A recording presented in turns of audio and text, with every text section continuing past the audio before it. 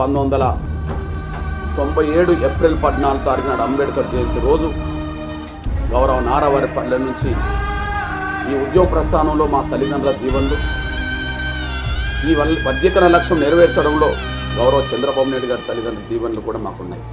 ఈ విషయంలో మేము అమ్మగారిని ఒక విజ్ఞప్తి చేశాము. అమ్మా, మేము మీ కొడుకులు లాంటి వాళ్ళమే, ఒక పేద జాతి బిడ్డలం, మాకు న్యాయం చేస్తామని బాబుగారు మాట ఇచ్చాడు. ఇచ్చిన మాట నిలబెట్టుకోవడానికి కొంత ప్రయత్నాలు కొనసాగిస్తున్నాడు.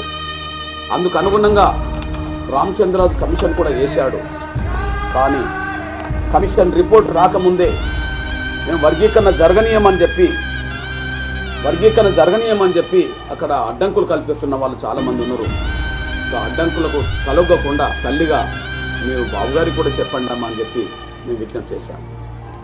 ఆ విజ్ఞప్తి చేసి పాదయాత్ర మొదలుపెడుతున్న సమయంలో అండలమ్మ గారు నా తల మీద చేసి, బిడ్డ, నాకు నారా చంద్రబాబు నాయుడు గారు ఎట్లా కొడుకో మీరు కూడా అట్లాంటి కొడుకులు అంటే మీ పరిస్థితి నాకు తెలుసు. మా ఊర్లో ఉండేవాళ్ళు మాదిగలు కూడా చాలా పేదలు, మీరు చాలా బాధలు పడుతున్న వాళ్ళు, మీరు వాళ్ళ కోసం ఒక ప్రయత్నం చేస్తున్నప్పుడు ఖచ్చితంగా మీ ప్రయత్నంలో ఇక్కడి నుంచి పాదయాత్ర మొదలు పెడుతున్నారు కదా, మీరు హైదరాబాద్ పోయే సమయానికి ఖచ్చితంగా బాబుగారు వర్గీకరణ చేస్తాడు.